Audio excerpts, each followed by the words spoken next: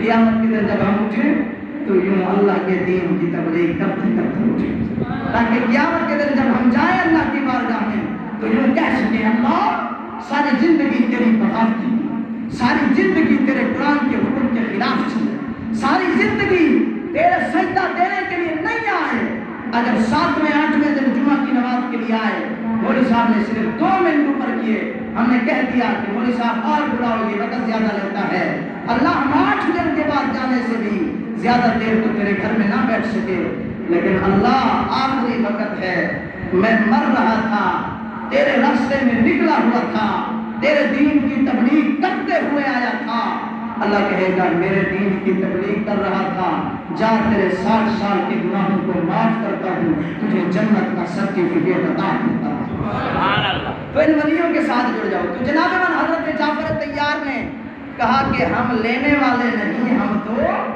دینے والے ہیں۔ بادشاہ حیران ہوا، نجاشی بادشاہ تھا عرشگا، کیا دینے والے ہو؟ کہنے لگے ہم اللہ کا دین دینے والے ہیں، اللہ کا راستہ سکھانے والے ہیں۔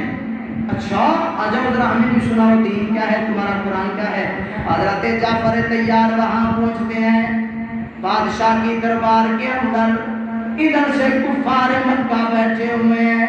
کہنے لگے بادشاہ یہ گمراہ لوگ ہیں معاذ اللہ، یہ دین سے پھرے ہوئے ہیں معاذ اللہ، یہ جناب من اپنے قوم کی بغاوت کر کے ادھر آ گئے،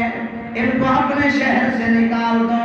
بادشاہ نے کہا او فقیروں غریبوں مسکینوں تم بتاؤ تم کیا دینے کے لیے آئے ہو؟ حضرت جعفر طیار نے کہا او بادشاہ سلامت،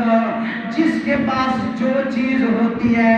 وہ وہی دیتا ہے، اگر سینے کے اندر گالیاں بھری ہوئی ہیں تو بات بات پہ گالی نکلے گی، سینے کے اندر جھوٹ بھرا ہوا ہے بات بات پہ جھوٹ نکلے گا،